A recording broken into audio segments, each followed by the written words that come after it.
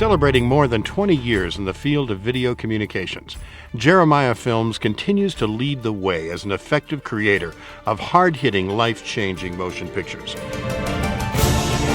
Through its high standards of excellence, Jeremiah Films has impacted the world with its production and distribution of intelligent, innovative, and thought-provoking films, videos, books, and music. The founder and president of Jeremiah Films is award-winning motion picture producer Patrick Matriciana, whose work has been praised by a number of well-known leaders from around the world. So I would say to Pat Matriciana, you did the country a great service in producing those tapes. As a result, Mr. Matriciana has become a much sought-after radio and television talk show guest. His wife, Jeremiah Films co-founder and creative director Carol Matriciana, is an internationally recognized cult expert, a best-selling author and researcher who has co-produced many of the organization's most successful titles. With its comprehensive examination of important contemporary and social issues, Jeremiah Films has not shied away from tackling tough subject matter head-on. Its cutting-edge, biblically based exploration of diverse topical themes has been praised by those concerned about their families and the direction of their country.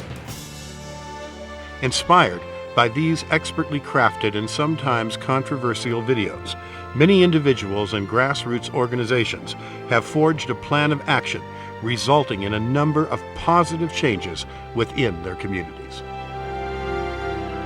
We at Jeremiah Films invite you to join with us as we continue to educate and equip those who desire to know the truth concerning the many challenges facing our world.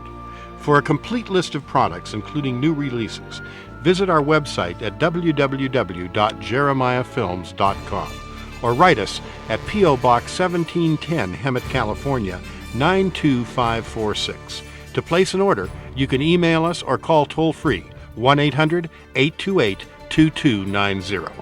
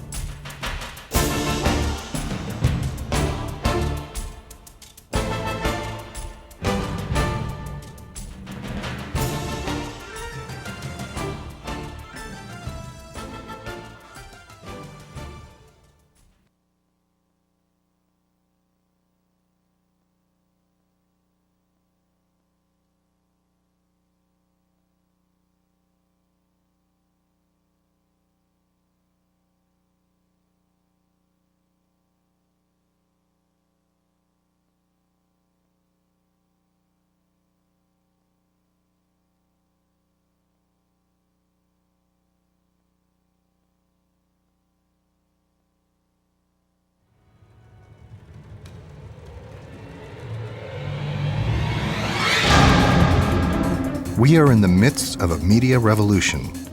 Never before have so many entertainment alternatives been available. From motion pictures to television, from CDs to video games, from the internet to DVDs, all are in tremendous competition not only for our time and money, but also for our affections. When watching a movie, most people believe they're simply being entertained. Likewise, when they hear the news, they believe they're simply getting the facts. However, nothing could be further from the truth. All communication involves the persuasive transfer of ideas, and when technology is added to the mix, an entire system of manipulative techniques are made available to those who control the process. Just what effect is all this media having on society? Some are pointing a finger at the entertainment industry, blaming them for a plethora of cultural problems. Many agree that easier access to violent and sexually explicit material is changing the moral landscape of our nation. Parents are especially concerned about their children and how they are being influenced by this media onslaught. In the next hour, we will be examining the media and the impact it is having on society.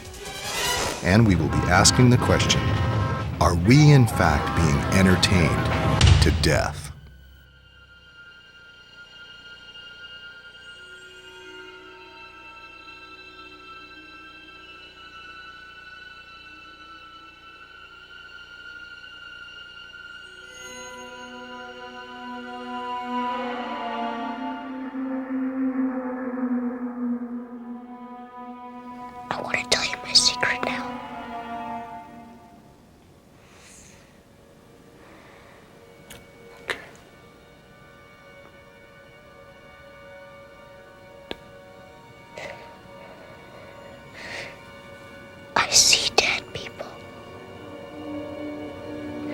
Movies, television, music, advertising, journalism, the internet, and video games. All of these mediums are designed to convey information in one way or another. While we are usually aware of the content of the material that is being presented to us, we may not be conscious of the subtleties inherent within technological communication which can distort how we perceive the information. Take movies and television, for example. No matter how hard a director may attempt to achieve realism, what we inevitably see on the screen is a counterfeit world. Lighting, makeup, editing, rehearsed dialogue, music, sound effects, all of these combine to create an alternative world. The choice of camera angle forces us to focus our attention on exactly what the director wants us to see, to the exclusion of surrounding areas. With the use of enticing images, likable celebrities, and dramatic stories, the entertainment and news media both have the ability to manipulate our emotions and thought processes and must therefore be viewed with caution. Jim Herson, a professor of international law and syndicated radio talk show host, has studied how the media is used to shape national and global policies. When we examine the way that the media influences society, what we really have are three levels of communication, three prongs, if you will. And the first is explicit communication. On the surface, we're looking at the content of the communication in various forms of news media and entertainment media. The second prong is more subtle, technological communication. Unlike the real world, when we look at the real world, we look at actual people, actual events, that what happens to people with technological media is they put together, in essence, a counterfeit world. And that people see the world through a window, but not a real window that shows reality, but through a counterfeit window of technology. And the third level is even more subtle. It's subliminal communication. It is communicated by advertisers, it's communicated by many sources, not what is said, but perhaps what is presupposed. And it's done by affecting semantics. This counterfeit world, which technology has the ability to create, is probably best illustrated by the medium of the motion picture. The larger-than-life screen, the darkened theater, the Dolby surround sound, all contribute to a heightened sense of awareness, thus making the movie-going experience one of the most influential and popular forms of entertainment today.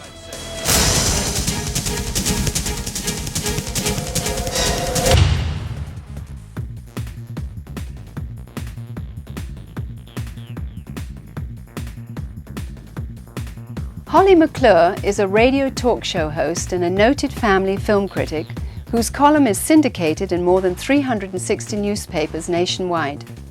Her knowledge about the effects of mass media on the family has made her a popular radio and TV guest. As a family film critic, I'm well aware how much we and our kids love to be entertained.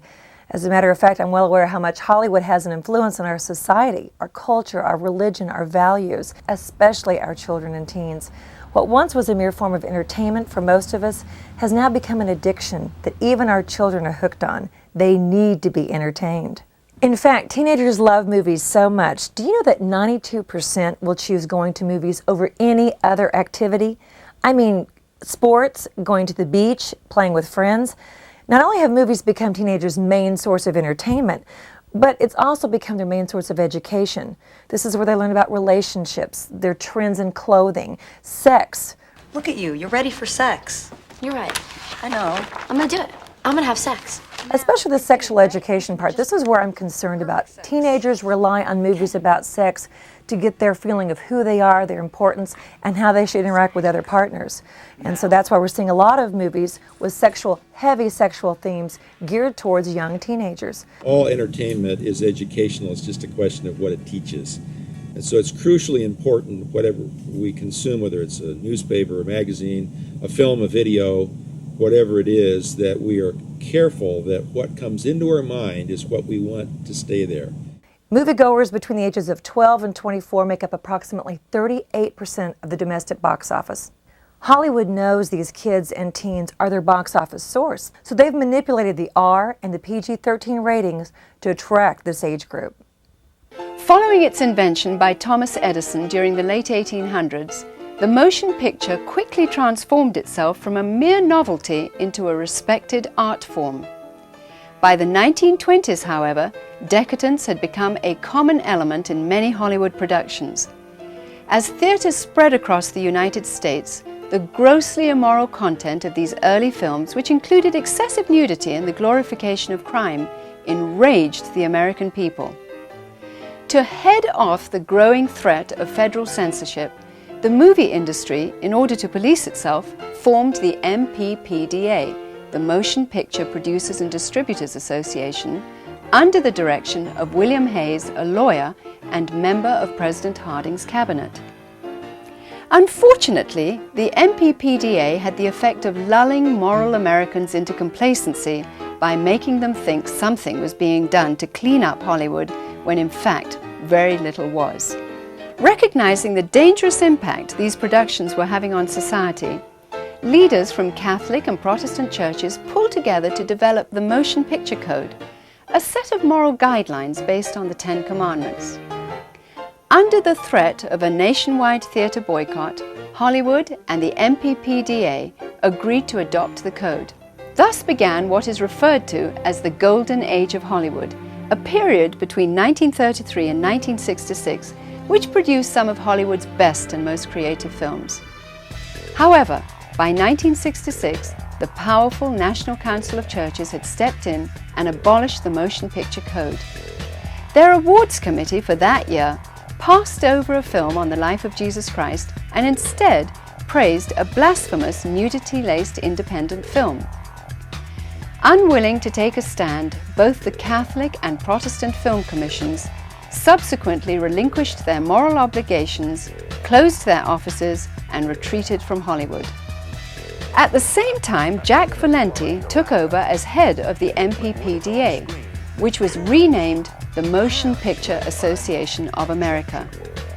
Without the moral code or influence of the religious film commissions, filmmakers were now free to include just about any type of graphic material they so desired.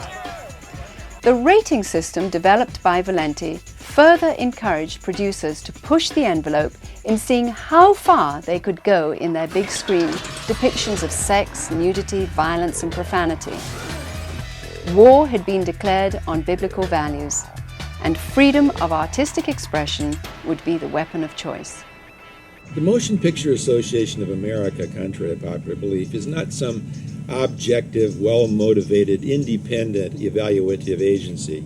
The Motion Picture Association of America, which has the rating system with which we're all familiar, the R, PG-13, G, and so forth, is really an industry operation run and funded by film studios to get you to go through the door of as many theaters as possible.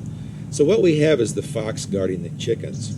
And the rating system is driven largely by a set of criteria that are very, very mushy in terms of definition, and by a group of raters who remain anonymous. We can't even find out who the people are that come up with these decisions. The MPAA is a very strong organization that studios have a relationship with. Directors, producers, the studio heads, they go to the MPAA and actually talk and dialogue and negotiate about the ratings that they want for their films.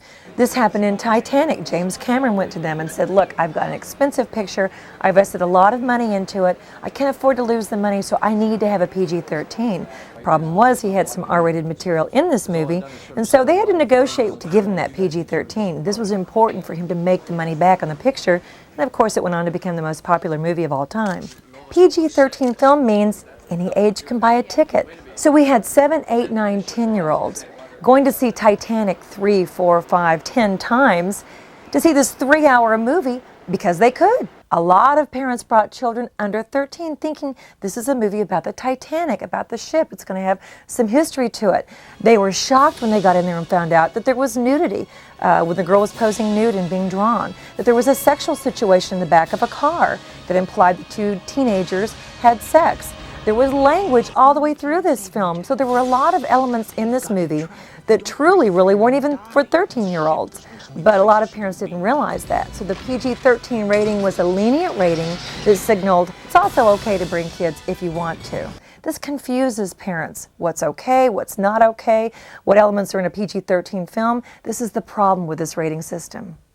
Also, the MPAA ratings are pretty much useless for a Christian to use as a guide to film consumption, because while they may describe visual or sound images, they talk nothing about worldview. You could go to a film that maybe has a G rating in terms of its images. It would have a worldview or a message that would be very much anti-God, very much in favor of some belief system that was in direct violation of everything Christians believe and hold dear. The R rating was originally designed to restrict children under 17 years of age from gaining entrance into a theatre unless accompanied by a parent. Profit-oriented theatre owners, however, are not required to uphold this rule. 80% of all children under 17 in the US have had no trouble at all getting into R-rated films. A recent study by the New York Times found that children as young as 10 years old were frequenting R-rated films on a regular basis, despite the fact that these films routinely have scenes of extreme violence, sexuality, nudity, and profanity. While the average movie-going adult sees only 6 films a year, the average teenager attends at least 50, with the vast majority of these films being R-rated. Playing on a teenager's desire to see something forbidden and without any regard for consequence, Hollywood studios continue to produce R-rated films containing graphic sex and violence specifically for the youth market. You know, the purpose, the job of the artist in one sense is to push the boundaries. And the job of the conservative, reactionary forces is to say you've gone too far. R-rated films are being marketed and targeted more than ever before to teenagers under 17.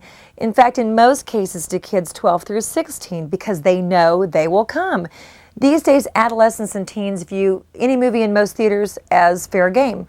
I mean, mini malls, multiplexes, they've changed the way we go to movies, and they make most R-rated films available to whomever can walk in and sit down. No wonder kids are assuming they can get in to see R-rated movies. No one is really keeping it or monitoring the law and making sure that it applies. Kids are being actually lured in. Sex is being sold to teens on an everyday basis. Today's echo boomers are seeing more sex, more violence, more R-rated movies than ever before. Directors like Warren Zide, who was one of the producers of American Pie, actually made this statement. He said, "We really feel like some of the funniest things that happen in high school are R-rated, and we felt like the marketplace was shifting and that the audience wanted an R-rated picture." In other words, what he's saying is kids, his audience, wanted an R-rated picture, not necessarily the parents. That audience is our children under 17. And once again, parents' concerns are nowhere in the decision. Their concerns about what their kids should see aren't even taken into account. Hollywood is setting a standard, and they're telling us, they're telling you as an adult, they're telling your children, they're telling your teenagers how they should and shouldn't act. And they're saying it's norm. They're saying it's a reflection of society. But whose society? Whose standards? There is in Hollywood a consensus of values. I think that probably is the thing that puts Hollywood most out of phase with typical Americans. As a rule of thumb, the leaders of the film and television business, the entertainment business, are twice as likely, statistically, to approve things that normal American citizens feel are wrong. For instance, they're about twice as likely in Hollywood to be accepting of adultery, of pornography, of homosexuality, of sex among teenagers and other things that most Americans would feel are wrong. The situation in Hollywood has gotten enormously worse. We have just an avalanche of language on the simplest level. And you see, the point that Hollywood always makes in its own defense is we just give the public what they want. This is a big lie. It's a great big lie. Because if you look at the language, who wants the language? What's the audience? Have you ever heard of anybody coming out of a movie theater saying, gee, I'm just disappointed because the language in that movie was too clean? Language is a good example of the extent to which Hollywood is out of phase with the American people. Commonly, American people in business and professional context do not say use the F word. And yet you can go to a Hollywood film and by actual count, have from 20 to 200 uses of the F word or other examples of foul language. And as Michael Medved says eloquently, no one ever said, gee, I wish that film had more F words, I certainly would have enjoyed it more. And yet, since that's the language of many of the people that produce and create the films and write the film scripts, that is the language that comes through, despite the fact that it's not language used in much of the leadership levels of American society. And all of a sudden this big shark comes. Get it? I can say that, can't I? Well, you can say it, but we can't air it. Oh. So because their values are very much out of phase with those of the American people, their values tend to come through and become actual propaganda messages in the films that they make. Humans have a herd instinct, a pack instinct, the desire to be accepted, the desire to be loved. And this worldview that's communicated communicates fashion or style of thought. And so society, especially younger members of society, want to be accepted, want to be in, and want to be part of that fashionable, stylish thought process. Young people today are emulating what they see on the screen more than ever before, not only in style of dress and language, but more ominously in the areas of sexuality and violence. After decades of denying that movies influence behavior, 87% of studio executives now admit that violence in mass media contributes to violence in society. More than 3,000 serious studies on the subject have made the evidence irrefutable. The Journal of the American Medical Association recently announced that more than a third of all criminals convicted of violent crime have admitted to consciously imitating techniques they learned from the media. Films such as Oliver Stone's Natural Born Killers have inspired countless numbers of copycat crimes. According to national police records, these types of media-inspired crimes are on the rise. My mama told me to pick the best one, and you are it! I look at a violent movie and whatever I seen on the movie is what I imitated. In addition to violence, sexually explicit media is being targeted at increasingly younger audiences. More than 90% of children under 18 years old have viewed extreme hardcore X-rated materials. Of these, more than 50% say they wanted to copy what they had seen, while 25% actually did so within a few days of viewing the material. Children of all ages, some as young as 4 years old, have sexually assaulted siblings and neighbors after viewing their parents' pornographic materials. Since 1966, the year the church abandoned Hollywood, illegitimate births have increased 420%, while violent crime has increased 560%, particularly among the youth. Towards the end of the 1990s, shootings on school campuses became commonplace. Films such as Basketball Diaries, along with video games such as Doom and the music of Marilyn Manson, are believed to have served as inspiration for the horrific shootings which occurred at Columbine. As violence in the movies grow, we see a daily acceleration and aggressive replay of horrible violence in all places. We see this carried out in schools, in churches, we're seeing it on TV and the news at night. 44% of adults fault movies or TV with affecting the youth violence, with affecting the breakdown of family and social values in our country. It's critically important, the stuff we put in our minds, because what we consume, we become. So if I consume something that's violent, I'm really vicariously experiencing and practicing violence. In fact, someone has called this virtual sin, because sin is maybe distant from us if someone else does it. But when we play the images of sin, sex, or violence through our minds, we're kind of vicariously experiencing that, and that becomes part of our own personal experience and eventually translates into our own action. There's a new strain of evil that's alive and well in Hollywood, really more than ever before. It's called the psychological thrillers, and they are dominating the box office. In years past, there were movies like Halloween, Scream, I Know What You Did Last Summer, and they were the big moneymakers, they were the big hits. They had a formula that directors loved, and it proved well. It made them a lot of money. There were movies like Matrix that used computers and digital technology, and they revolutionized filmmaking, and it changed the way special effects and violence could impact a movie. There was the movie Blair Witch Project. The cerebral thriller is what they were calling it. It became popular. The Sixth Sense also came out that summer. It became the biggest box office sleeper of '99. It launched a string of movies devoted to ghosts, Satan, the Antichrist, witchcraft. God is either rendered helpless or he's nowhere to be found. And evil has taken on this huge force that people are actually becoming fearful from. How does all this scary stuff affect kids? Well, there was a survey that was taken at the University of Michigan and Wisconsin, and they found that 1 in 4 students had some lingering fright effects from a movie or a TV show that they saw as a young child or teenager, particularly movies. That's what impacted kids and teens the most. 90% said they were scared by a movie that they saw in their childhood or their adolescence, and 26% said they still experience residual anxiety.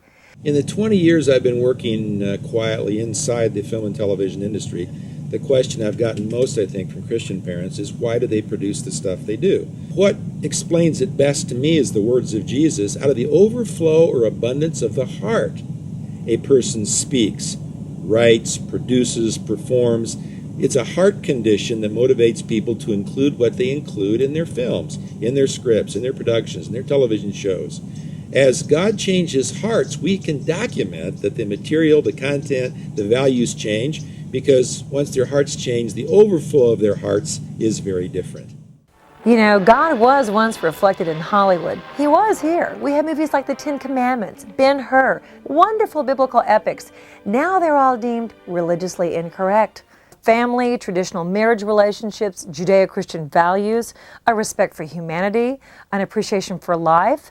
I mean, we had these in this country at one time, and they've all been watered down. They've all been transformed, not only on screen, but really in our society, so that a whole generation of young people have no idea what values, what ethics were once held as a standard for this nation. In a nation where 40% of Americans are in a church or synagogue every weekend, in Hollywood, 93% seldom or never attend a religious observance of any kind. So this devout secularism influences their worldview and makes them kind of propositionally and by belief system at odds or in opposition to Judeo-Christian values. I have been amazed at the level of genuine, sincere, frightening hatred and hostility toward religious believers of every stripe that you get from secular extremists right now. It's very scary to me. I think it's the only kind of bigotry that is considered politically correct and acceptable. And boy, you see it in a lot of regards. Just utter contempt, utter hatred, tremendous fear, total lack of understanding. You know, part of what is necessary in a pluralistic democracy is that we all have to respect one another and try to get along together. But the attitude that you have from Hollywood, where every time someone in today's world is portrayed as a religious believer, that person is viewed as some kind of a crook or a deviant or a weirdo or an ugly person, or something's wrong with him or her. It's poisonous. A very recent phenomenon in this country is what I call an anti-Christian bias. It's being promoted by the media. It's being promoted in the universities, in the public schools, and so on. There's one group that can be attacked with impunity, and that is the evangelical Christian. The media consistently portrays those that are pushing Christian values as the enemy in many ways. In content, we see Christian characters portrayed as bigoted, narrow-minded, and intellectually challenged. I think the single most dramatic example of how out of phase morally and in terms of worldview that Hollywood leadership is with the American people came in 1988 with the release of the film by Universal Pictures called The Last Temptation of Christ. In this film, Jesus is portrayed as a wimpy, lust-driven, bedeviled individual. Actually, Judas is more of a hero than Jesus. And in one horrific scene, Jesus is shown in a dream sequence having sex with Mary Magdalene. The stunner of that was that the leaders of Universal Pictures, MC Universal, didn't have a clue how offensive this would be, not just to Americans or to Christians, but to Americans of a not particularly Christian disposition. And so Universal Pictures, despite tremendous opposition. They got 25,000 people marching outside their offices. They got 120,000 letters a day. They got so many phone calls they didn't do any work for 6 weeks at Universal Studios. They still released the film. And so they went ahead and flew in the face of everything that Christians and even moral people that weren't Christians held dear. And I think it was a shock. It's the single biggest protest in the history of film. Never before had any film by any distribution or production company created such a furor globally. And the film lost money. It lost $14,378,000 or something close to that. But I think the very fact that they would release the film showed not necessarily malice, but just a total ignorance of how widely different their viewpoint about life and God and morality and spiritual things, and certainly Christ, were from those views held by the rest of the populace. Despite Last Temptation's dismal showing at the box office, Hollywood has continued to undermine the biblical God in general and vilify Christians in particular. Today, more than 2/3 of all media portrayals of Christians are negative. This list represents only a fraction of the motion pictures coming out of Hollywood that portray Christians as either fools, liars, racists, hypocrites, sadists, adulterers, perverts, rapists, child molesters, murderers, or cannibals. Despite the critical acclaim that many of these movies receive, their box office is often disappointing, especially when compared to films featuring a pro-Judeo-Christian message. For example, both MGM and Paramount were on the verge of bankruptcy in the late 50s and were saved as a result of the success of the films Ben-Hur and The Ten Commandments, respectively. More recent films, such as Chariots of Fire and Dead Man Walking, continue to garner both critical and commercial success. There was a movie out recently called Dogma that just belittles and attacks Christianity in a horrible way. And the actress who played God in this movie is a rock star named Alanis Morissette. In Rolling Stone magazine, she said, in essence, she said that Christianity taught me that God is judgmental and vengeful. But years later, I realized that God is compassionate and has no preference about how we live our lives. Now, this is the God that the media embraces, a watered-down God. Here we have an actress who happens to be a rock star in a movie that trashes Christianity, speaking out outside of her role in the movie and trashing Christianity with her rhetoric and substituting a counterfeit spirituality in the form of a kind of a neo-paganist view of God. And what's interesting is that the roles of celebrities are not just their spoken roles or their acted roles, it's also their conduct in life. And a good example of that, of course, that melds into their role was Ellen DeGeneres, who brought her outside lifestyle into her role and came out in public on the show, thus again validating that lifestyle and making it fashionable, stylish, appealing to the herd instinct. Hollywood is reflecting its own standards. Hollywood is reflecting what they believe in. They're bombarding our culture with their own brand of religion, and their value system promotes violence, foul language, sex and promiscuity, alternate religions such as witchcraft. Parents who don't want this value system are finding it increasingly difficult to protect their children from it. One dynamic that makes the parent's job even more difficult is he doesn't get pressure just from the medium itself, from the theater and its promotional campaign, or from television. The pressure comes from all avenues. It comes in T-shirts. It comes in meals at the fast food chain. It comes from all dimensions, because this cross-marketing of media product is everywhere. So the pressure to consume a media product, because it is being hyped everywhere, makes it very, very difficult for parents to say no and to resist the pressure.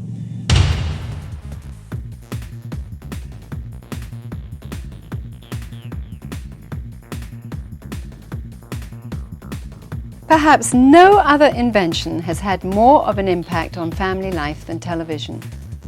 In the 50 years following its introduction into the home, television has mutated from being a champion of family values to leading the assault against them. A recent USA Today CNN Gallup poll of 65,000 viewers found that 96% are concerned about sexual content on television, while 97% are concerned about violence. 65% felt the entertainment industry was completely out of touch with the values of Americans, while 83% said the industry should make a serious effort to reduce sex and violence in their programming. You know, the first time TV was introduced to the public was in 1939 at the World's Fair. And then by the early 90s, 98% of households had television. 60% had cable, and more than 2/3 had one or more VCRs. The average American child 2 through 11 watches approximately 28 hours of TV a week. The average teen watches approximately 23 hours a week. And by mid-adolescence, children have watched 15,000 hours of television. That's more time than spent with teachers, friends, or parents combined. In fact, children spend more time watching TV than any other activity. We're one of those families that's decided that for our children it's much better not to have a TV, and we don't. And frankly, we're thrilled with the way our daughters are growing up. We've found that at the age of 3, children do not understand the difference between reality and fantasy, commercials or regular programming. And between the ages of 6 and 10, children believe most of what they see on television to be true. And in households with more than one television set, children view by themselves half of the time and only a third of the time with the rest of the family. So that means a lot of kids are in their rooms by themselves watching their own TV, left unguarded and really undealt with by the rest of the family members. A growing number of cartoon and dramatic programs aimed at children and teens encourage viewers to become engrossed in sorcery, witchcraft, and alternative religions. This is especially harmful for children of Christian parents, since involvement in these practices can result in a lifelong rebellion against biblical principles. Detailed instructions in the casting of spells and the use of items needed for ritual magic are frequently woven into the storylines of these productions. The neo-pagan movement is alive and well on TV, with witchcraft woven into everything from children's cartoons to teen shows. Demons, vampires, and other Wiccan themes are spread across primetime, with practical magic quickly becoming the most popular religion of teenagers. During the 1970s, television networks were asked to reserve the 8 to 9 o'clock time slot for family-oriented programming. Today, as expected, many of these so-called family hour programs feature the same offensive material as those aired during other time periods. Objectionable content during family hour has risen 75% in recent years. Only 9 out of 37 family hour series were deemed acceptable during prime time. Foul language is up 58%. Violent content is up 86%. Children will have seen 16,000 simulated murders and 200,000 acts of violence by the age of 18. Crime occurs 10 times more often on television than in real life. Approximately a dozen murders occur every hour during prime time. Violence on television has become so problematic that even 3/4 of all entertainment executives admit they prevent their own children from watching televised violence. Incredibly, in countries where television has just recently been introduced, the murder rates there have doubled, while literacy rates or reading skills have declined. And then there is sex. Sex is hotter than ever before, with sexual content up 77%. And teen-oriented shows referring to sex, it's up 25% at the time. In fact, that's all you see if you turn on TV shows these days, watching teenagers have sex or talk about sex with other teenagers. I think maybe to achieve real intimacy, we need to have real intimacy. A study conducted by US News and World Report found that a sexual act or reference to sex occurred on average every 4 minutes in primetime television. By the age of 17, most children will have viewed at least 400,000 sexual acts on television, primarily between non-married couples. Foreplay is no laughing matter. How do you expect a guy to do his best work in the face of scorn and derision? Planned Parenthood monitored 30,000 references to sex per year in primetime TV. And the ratio to sex outside of marriage to sex inside of marriage was 13-1. Now, that's appalling. We are sending a message to our children that if you reach the age of 14 and 15 and you're not out there sexually active like some kind of rabbit, well then you're a nerd and a loser and a wimp, and what a horrible message that is. And I think that we owe it to all of our children to try to protect them from it. I'm starting to think that maybe casual sex is the way to go. A current University of Michigan study found that young women who view just 22 hours of primetime TV monthly have more permissive views of casual sex. Teenagers are shown in bed together, pregnant, and in homosexual relationships. Storylines about abstinence are rarely discussed. This year, it's fun for all ages as MTV returns with shows you'll be happy to enjoy with your folks. Or not. Then there's MTV, music television. It pioneered the fast-paced, in-your-face style of programming. And you know what? Youth and teens immediately started watching it and it caught on. A recent MTV poll found that a majority of its own audience, 92%, wanted less sex and violence on television. Nevertheless, MTV continues to thrust sex upon its young audience with more than 1,000 references to sex every hour. The target audience of MTV is 12 to 34-year-olds, with 25% of the audience being between the ages of 12 and 17. MTV reaches 265 million households right now, worldwide. And what are our kids mostly watching?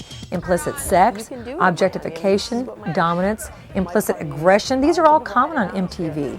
Before I ever went to law school, I majored in music, and I always made a living playing in bands, and I did tour for a couple of years with the Temptations as their keyboard player, and I did studio work, and I've experienced the way music can communicate to an audience and the power of music. And over the years, a focus on self, and once again, that subliminal message of what is fashionable thought, that herd instinct, which is very, very strong in adolescence, is taken advantage of to the detriment of society. By the mid-90s, only 10 out of the 40 most popular CDs had no profanity and no lyrics that glamorized drugs, violence, and sex. Only 10 out of the 40.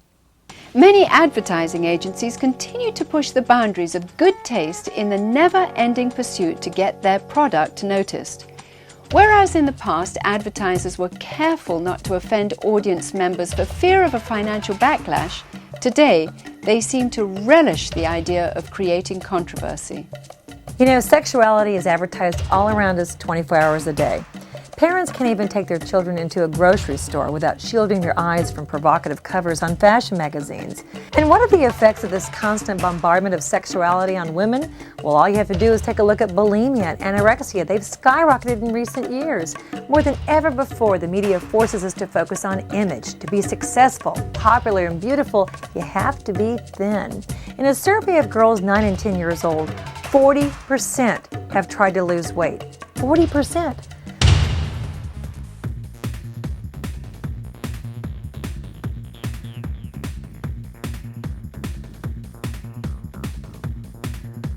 Co-director of the Center for Media and Public Affairs, Robert Lichter, in his testimony before the U.S. Commission on Civil Rights, advised Christians looking for careers in the news media to remove any hints of their faith from their resumes if they hoped to get a job.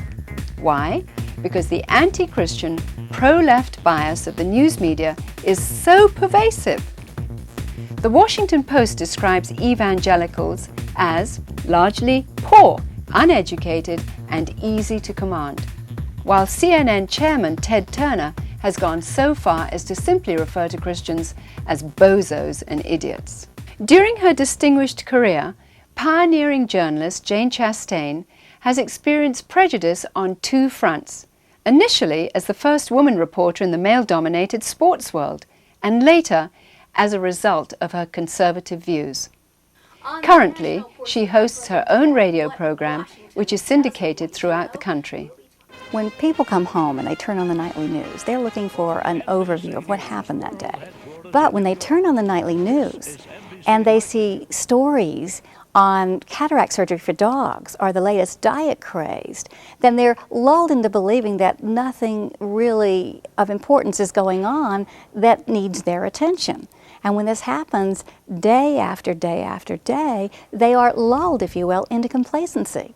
News has been a very competitive area of the media. And maybe because of its competitiveness, news and entertainment are blurring.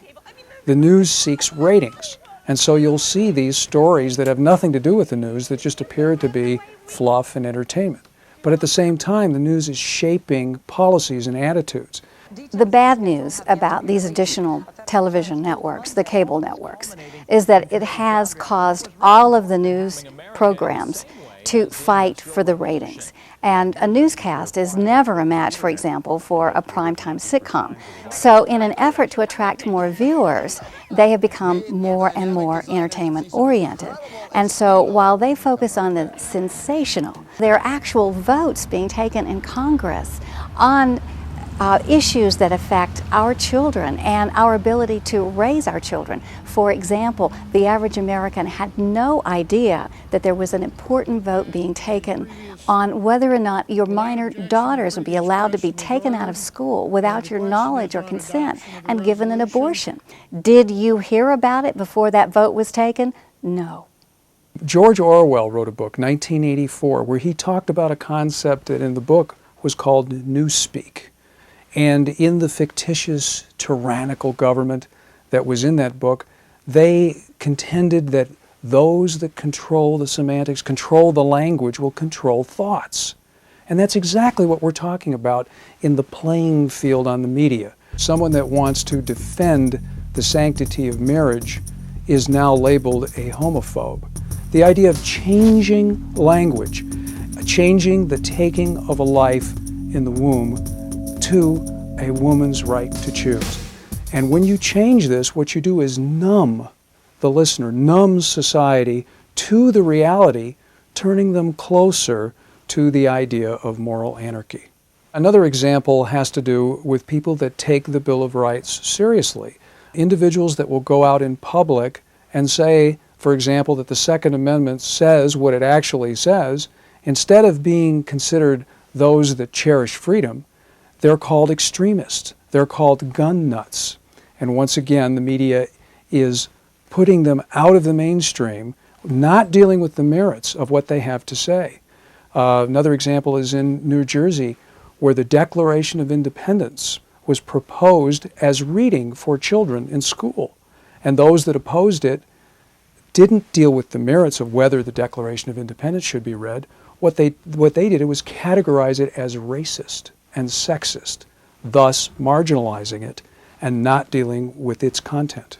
Those who are responsible for gathering the news are supposed to be blank slates, completely unbiased. But of course, that's not reality. All of us come to our jobs with some ideology, some belief system. And if I have a say-so over what is covered on the nightly news, and I see some votes that are about to happen that really don't advance the agenda that I believe in, that I think is important, well, I just might send my crew out to cover the flowers in the rose garden or some cabinet secretary's speech, which is really a non-event. A watershed event was the Nixon-Kennedy debates, because for the first time, television played a role in who won. As a matter of fact, surveys showed that those that listened to the Nixon-Kennedy debates on radio thought that Richard Nixon won the debate. But those that watched on TV and saw what was happening in pictures thought that Kennedy won. And this changed the face of politics. And politicians learned their lesson well. They now had new people on staff that had to be media consultants, media experts, to deal with how to manipulate people using this new medium. How can we know when we watch the news whether or not we're getting the important news of the day or whether we're getting a watered-down alternative? And if you're watching a newscast day after day and you haven't heard about important votes coming up in Congress or your state house for that matter in several days, or you don't hear about those votes until after they happen, after it's too late to do anything about them, then you need another news source. Now, as a radio talk show host that has participated in this new medium that is now being called many names, the new media, the alternative media, actually I refer to it as the authentic media, it is more important than ever for America. And of course the reason is because the internet, talk radio, grassroots organizations are a way for citizens to get at that rare commodity that they're not getting from the press, that is the truth. And it is the truth that they'll get through this medium that ultimately preserves the precious freedoms that we have in this country. On the internet, there's a world of places to turn. For example, some of the best sources where you can get information quickly would be WorldNet Daily, it would be Conservative News Service, Newsmax.com. These are all excellent sources of information.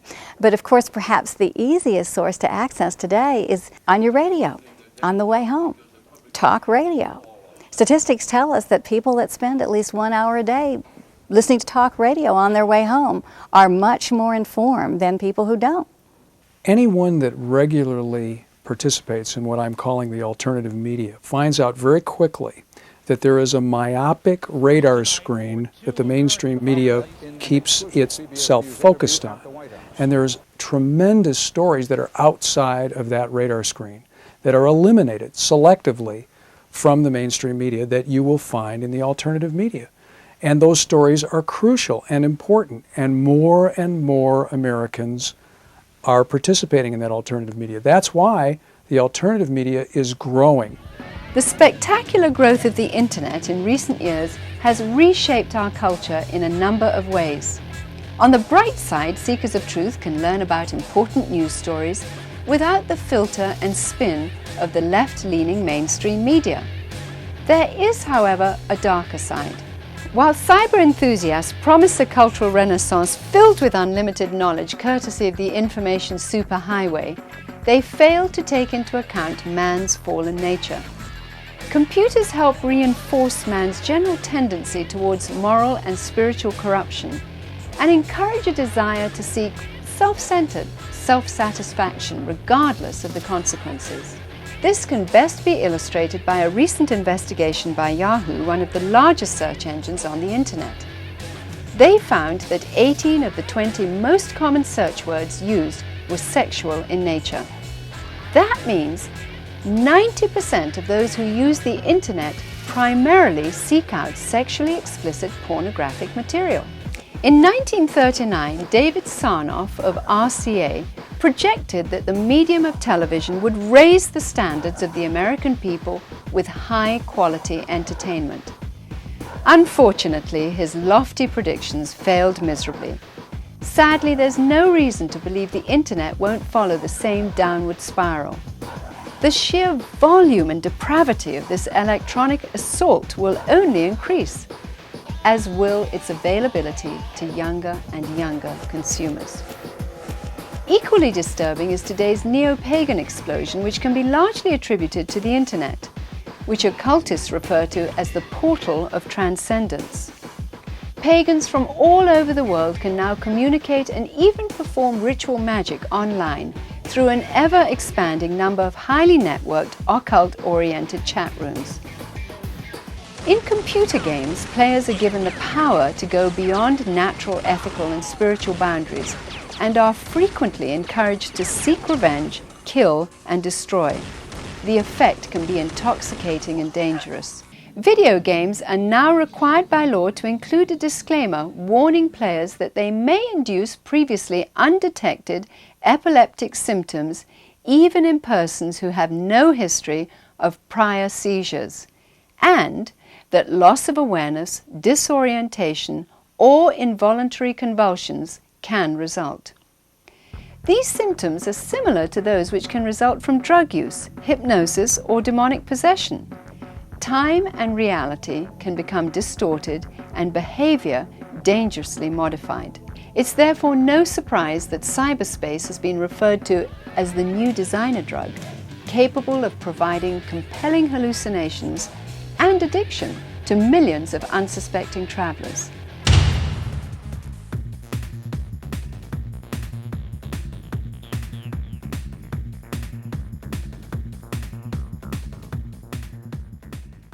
I think when we look at the power of the media and look at what it's capable of, it's more important than ever for parents, first of all, to inform themselves, to understand what they're up against here, and secondly, to scrutinize every single element of media that reaches into the home.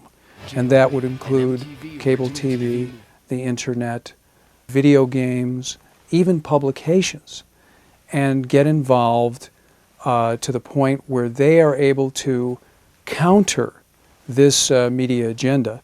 And of course, as always, they have to counter with a clear set of moral principles. And there is no better set of moral principles than those which come from the Bible. The barrage of entertainment product on our families has probably been the single most significant thing in making parenting more difficult in the past 20 or 30 years. We are in a media generation and we cannot insulate our kids from media. But the management of media is an area in which Christian parents have been woefully inadequate. Research by Barna and Associates indicates that most Christian parents not only don't manage the flow of media into their homes or into the lives of their kids, they actually consume statistically the same amount and very much the same kind of product as people who make no claims to being Christians at all. The scriptures say that we should have nothing to do, not even a hint, we should set before our eyes no vain, worthless thing. And the Apostle Paul made it very clear that we should only consume into our minds, hearts, and lives those things that are good and noble and pure and honest and truthful and of good reputation. Manage the flow of media content into your home so you make sure that nothing vile or destructive comes into your home at all. You know, there's nothing wrong with good entertainment. As a family film critic, I see over 200 movies a year, but not all that I see is good entertainment. In fact, there are only a few that I'd really like my own children to see or that I would deem good entertainment. As parents, we can't protect our children or teenagers from the influences of Hollywood, but we can teach them to become discerning in their entertainment choices.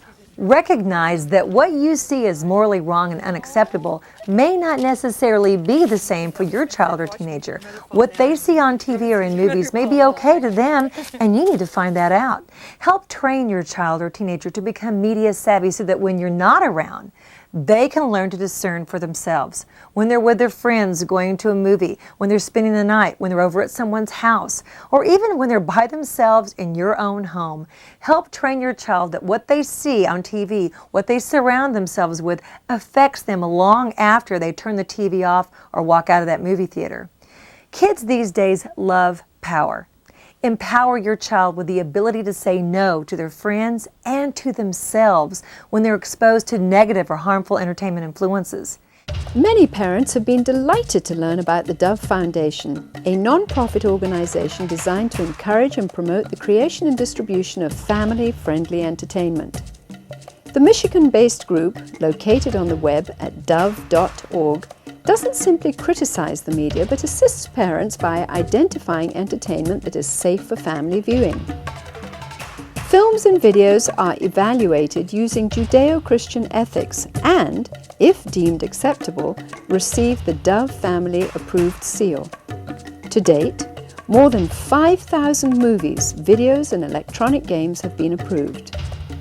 In addition to providing entertainment reviews for iBelieve.com, the Dove Foundation helps to meet the demand for family entertainment at the local theatre by hosting family film festivals in various cities around the country. In the last 30 days, my teenage son has said to me, "Dad, my friends are going to such and such a movie, is it okay if I go?" I say, "I'll call you back in 15 minutes, upon which I get online to a Christian rating service called Preview. I check in, give them my password. I get a rating from a Christian perspective as to what kind of content, with precision, not some vague PG-13, whatever, but a specific description of the message of the film, the content of the film, how many bad words, are there any sex scenes, is there any violence, if so, how's it shot?" And then I call my son back in 15 minutes and say, "Yes, you can," or "No, I really don't feel comfortable with you doing that. If your friends can pick another film that was more in keeping with our values, then of course I'll joyfully support your attendance." But that kind of attention to detail is the only way I think that a parent can be responsible in managing the flow of input into the minds and hearts of his or her kids. It's a war. It's a cultural war. It's a moral war. It is a battle that's being fought out in many venues, from education to the media, entertainment, academia, and so on. So if people don't see that there is indeed a cultural war going on, they're not looking at the facts. Requesting that Hollywood limit its promotion of sex and violence inevitably results in screams of censorship. Yet, those in the media who yell the loudest about freedom of speech are often the same people who believe that prayers at a graduation ceremony must be eliminated. They believe it's okay to mutilate women on the screen, but not okay for school children to read the Ten Commandments. Generally speaking, the entertainment and news media would rather curse Jesus Christ than respect those who praise him. History reveals that God has condemned those nations that reject and disobey him.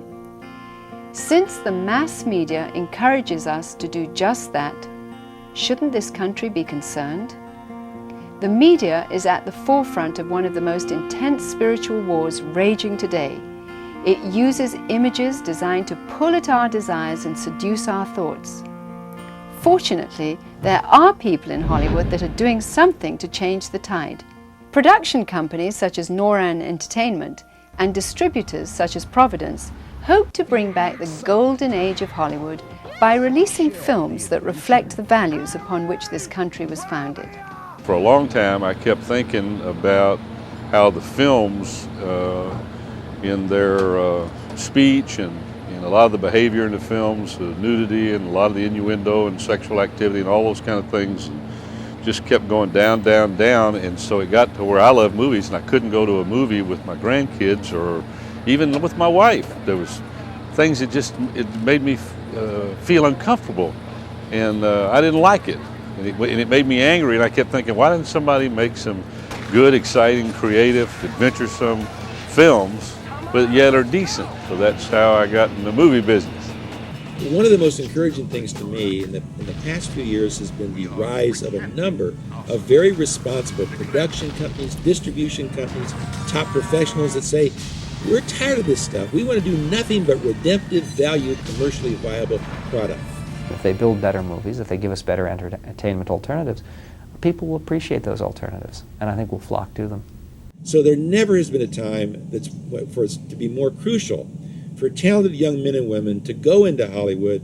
They can get support, they can get prayer encouragement, they can get accountability, they can get fellowship, and they can change this industry from the inside out, which is, I believe, the only way it's ever going to be changed. We can't stop Hollywood's influences, or for that fact, the world's influences on our children or our teens, but we can take an active stand against them. Don't be intimidated by your children's attitude when you take an active role in what they see or do. Remember, you're still the parent, and your child or teenager, in the long run, will respect you for it. Our greatest battlefield is for the minds and hearts of our children. As parents or concerned family members and friends, we need to fight for those minds and hearts that Hollywood is targeted to destroy. So when given entertainment choices, choose wisely, and don't let Hollywood entertain you to death.